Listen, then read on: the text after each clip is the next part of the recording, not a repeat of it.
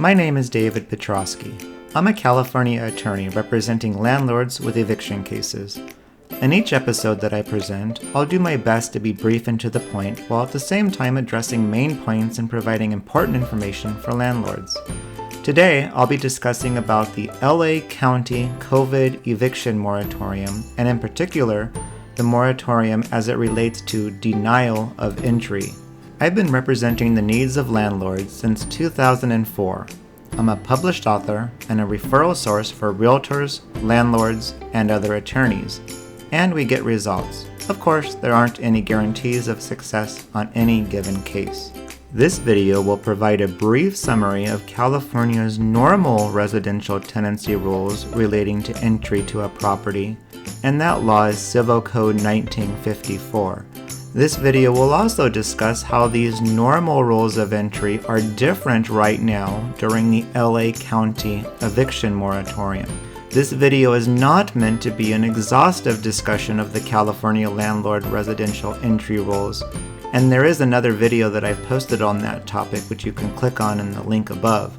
And this video is also not going to provide a full discussion of the LA County Eviction Moratorium, as it will focus only on the LA County Moratorium as it relates to denial of entry. Now, Civil Code 1954 is the California Civil Code that discusses entry to residential properties that are being occupied by tenants. The most common reasons for entry that are authorized by Civil Code 1954 is 1, in the case of an emergency situation, if there's, let's say, a water leak or a fire, something like that, in which case no notice is needed to be given to a tenant. 2, to make necessary or agreed repairs, decorations, alterations, or improvements, or to supply necessary or agreed services, or to exhibit the unit to a prospective or actual purchaser, mortgagee, tenants, workers, or contractors, or to make an inspection pursuant to a preliminary move-out inspection under Civil Code 1950.5. Normally, landlords would want to give a 24-hour notice if the landlord is posting the notice on the door. If, however, the landlord wishes to mail the notice of entry to the tenant, then 6 days is outlined in the code as reasonable notice.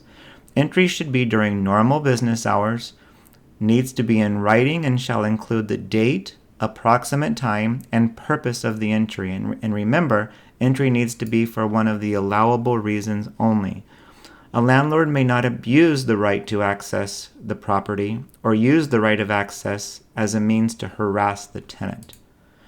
Right now, Los Angeles County has a COVID eviction moratorium in effect. I'm going to be discussing 2 phases of that moratorium. The first phase is the period of February 1st, 2022 through May 31st, 2022.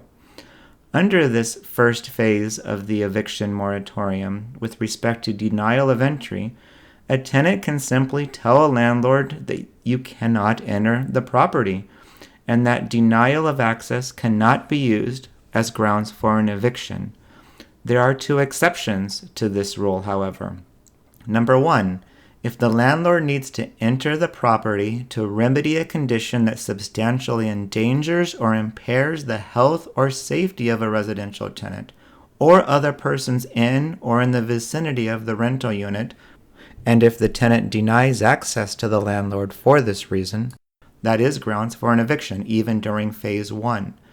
Number 2, if the residential tenant is causing or threatening to cause substantial damage to the rental unit, that's also grounds for entry to the unit right now during phase 1. Of course, if a landlord is entering a residential property, proper COVID safety measures need to be taken. During phase 2 of the Los Angeles County Eviction Moratorium, and phase 2 is defined as June 1st, 2022 through December 31st, 2022. And during this phase 2, the regular Civil Code 1954 notice of entry rules apply, meaning a landlord can evict a tenant who denies access to the property so long as the reason for entry is a lawful reason under the code and provided that the entry is not to harass the tenant. So the important thing to understand here is that until May 31st, these extra tenant protection rules apply. After May 31st and starting June 1st, 2022, the normal rules will apply. If you like this video and want to be updated when we publish new videos, please subscribe to our YouTube channel, as we do post a lot of landlord, tenant, and eviction videos on YouTube. You can also visit us on our website, attorneydavid.com. We post lots of articles on our blog discussing landlord-tenant best practices and rules and regulations. You can schedule a consultation with us if you're a landlord. Again, that website is attorneydavid.com. We also publish updates and news on both Facebook and Twitter. Thank you so much.